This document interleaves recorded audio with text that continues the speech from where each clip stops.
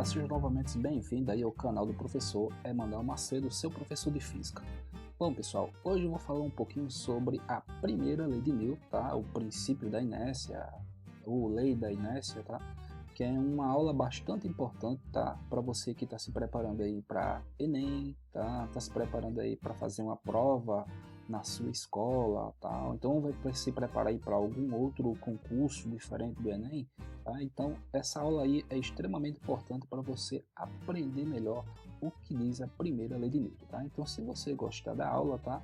Peço encarecidamente que você deixe seu like, tá? Curta, compartilha, deixa o joinha, ajuda o canal do professor aqui a continuar crescendo. Beleza, galera? Bom, vou sair um pouquinho aqui da tela, tá, pessoal? E vou deixar agora só a canetinha, tá? E vamos para a aula. Bom, pessoal, então olha só, nossa aula de hoje, tá? Fala um pouco sobre as leis de Newton, tá? Bom, aqui no lado esquerdo do vídeo está aparecendo aí a foto do nosso querido, né, Isaac Newton, tá?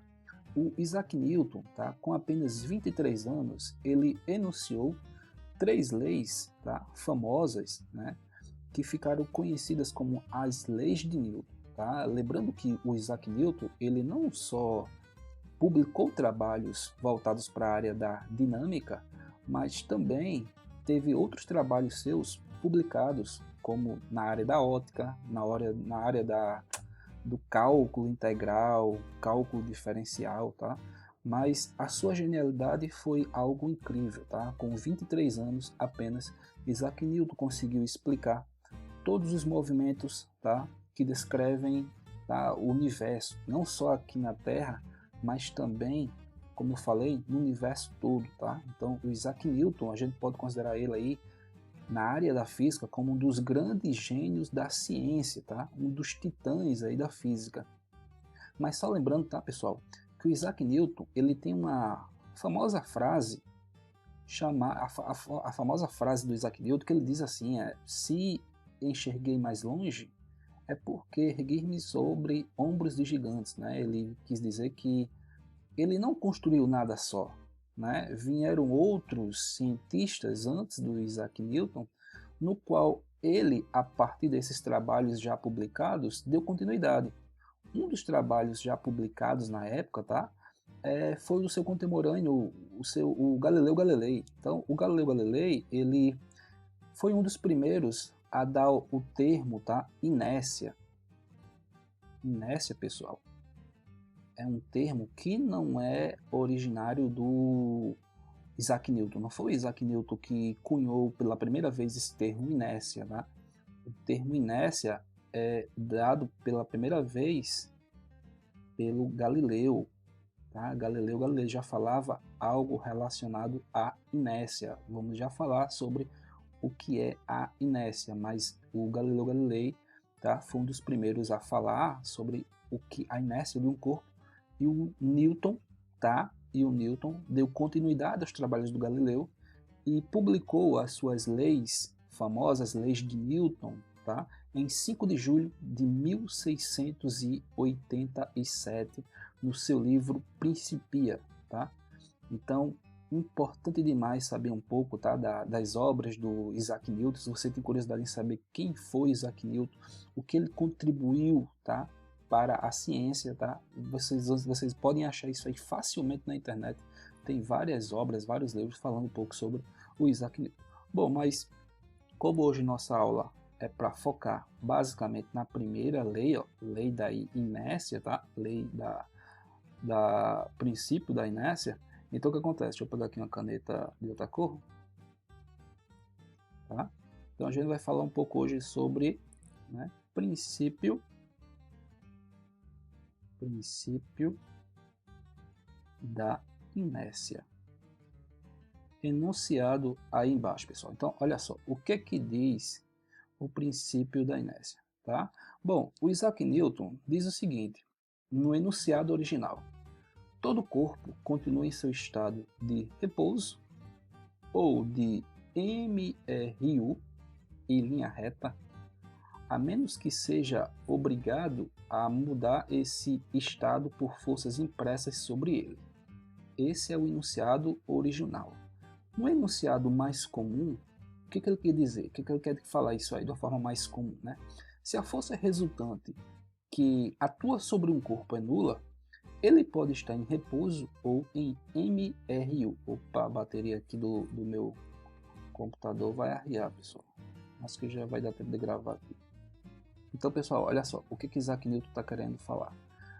O Newton, ele quis dizer o seguinte: uma vez que você tem aqui um corpo no estado de repouso, temos aqui um objeto no estado de repouso, o que acontece? A gente sabe, né, isso aqui é algo bem intuitivo, que se não existir nenhuma força atuando sobre esse corpo, ou como ele falou no enunciado dele, né, se a força resultante sobre esse corpo for zero, próximas aulas falarei um pouco mais sobre essa tal força resultante. Tá? O que acontece? Se a força resultante sobre o corpo é nula, isso significa então dizer que esse corpo ficará eternamente em repouso.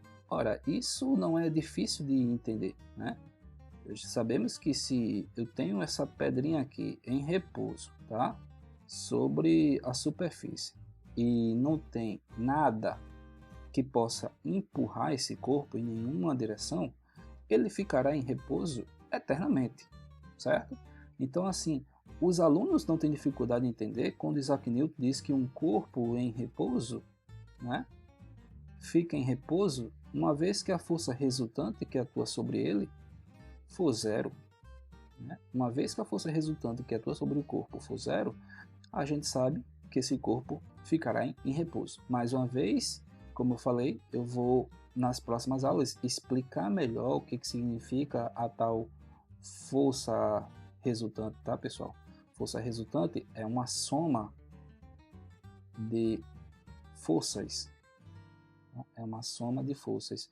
Uma vez que a resultante aqui é zero, o corpo fica em repouso. Beleza?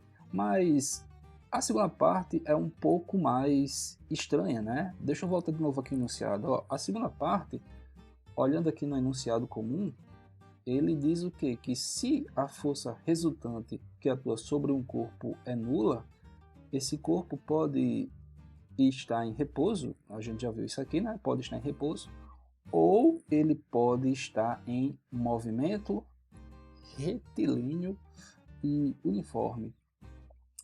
Bom, aí veja bem, ó, como é que um corpo ele pode ficar em MRU, tá? Movimento retilíneo uniforme. Como é que um corpo pode ficar em MRU, movimento retilíneo uniforme, uma vez que não se tem nenhuma força resultante atuando sobre ele? Tá? Entender isso aqui é tranquilo, é intuitivo. Se um corpo não existe nenhuma força atuando sobre ele, é claro que ele vai ficar em repouso. Agora, não é intuitivo entender isso aqui. Né? Como é que um corpo fica em movimento uma vez que a força resultante é igual a zero? O que acontece, pessoal, é o seguinte. Eu vou desenhar novamente aqui, ó, o objeto, o bloquinho na superfície. E aí vamos ver o seguinte. A gente sabe que se eu quero colocar esse objeto em movimento, né, eu quero colocar esse objeto em movimento. O que é necessário? Bom, para a gente colocar esse objeto em movimento, é necessário que alguém venha aqui e aplique uma força, né, uma força F, sobre esse corpo. Uma vez que essa força atua sobre esse corpo, por sua vez, entra em movimento, certo?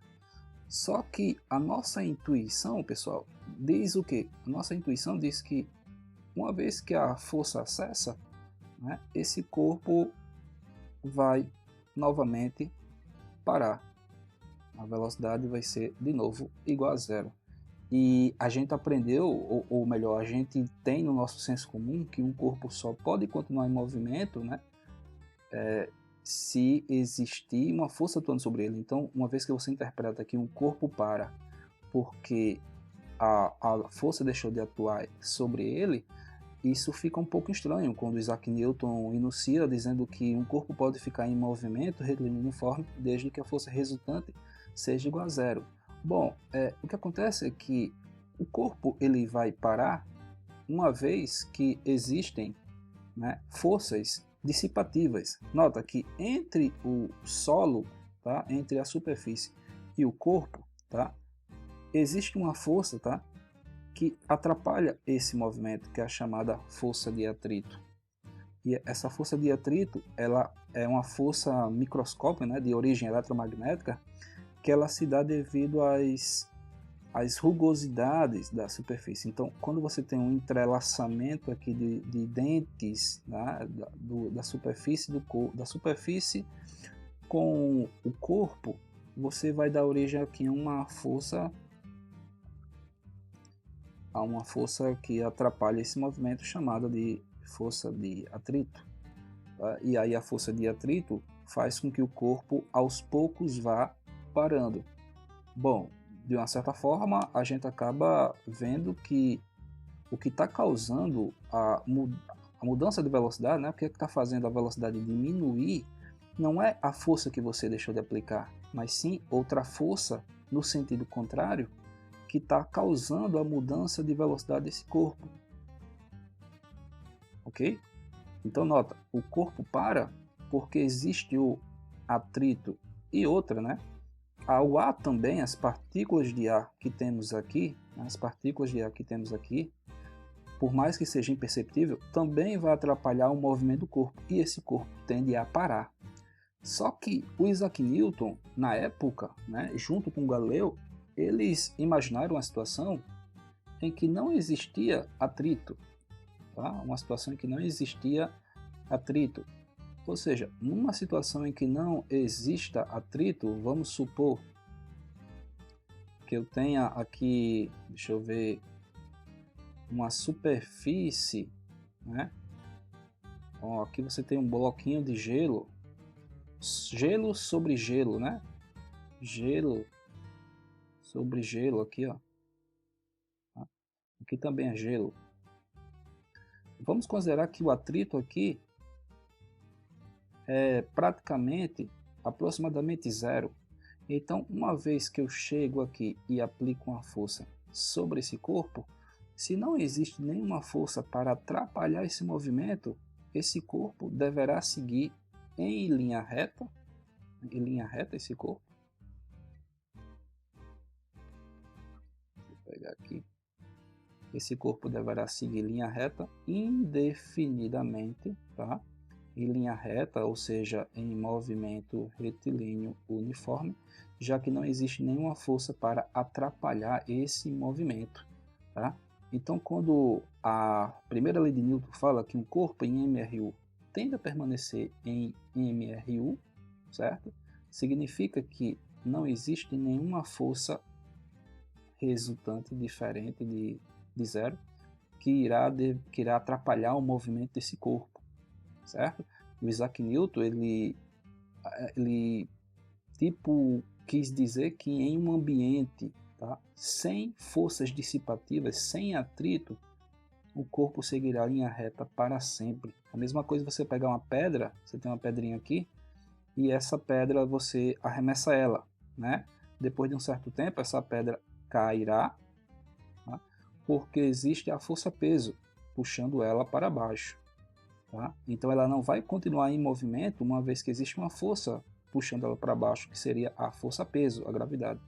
Mas se eu repito esse mesmo experimento, tá, num local que não tenha gravidade e não exista também as partículas de ar, ó, que atrapalham aqui esse movimento, as partículas de ar também atrapalham o movimento do corpo. Se não existe gravidade, se a gravidade em um local é zero e a força de resistência do ar também é zero, esse corpo deverá seguir em linha reta para sempre, obedecendo aí a primeira lei de Newton, certo? Então, ó, se você está em algumas aplicações aqui da lei de Newton, por exemplo, você está dentro do ônibus e o ônibus dá aquela freada brusca, o que é que acontece? O seu corpo é projetado para frente, uma vez que um corpo em movimento tende a se manter em movimento. até que algo atrapalhe, né? Algo altere esse movimento. Então, quando você é projetado para frente e segura no corrimão do ônibus, tá? Ou segura-se, sei lá, numa cadeira, no ferro, aquela força que está atuando sobre você está alterando o seu movimento, ou até mesmo numa colisão, tá? Uma batida você bateu em algum carro à sua frente, você vai dirigindo e bate, o seu corpo é projetado para frente, porque você estava em movimento e tende a se manter em movimento. Então, para isso, usa-se o cinto de segurança, que altera o estado de movimento do seu corpo até você voltar a ficar em repouso. Beleza, galera? Então, ó, isso aqui é a primeira lei de Newton, lei da inércia, tá? Espero que vocês tenham curtido a aula, tá? Se você curtiu, deixa seu like, compartilha, divulga para os seus amigos e fiquem atentos para as próximas aulas. Valeu, galera. É isso. Foi.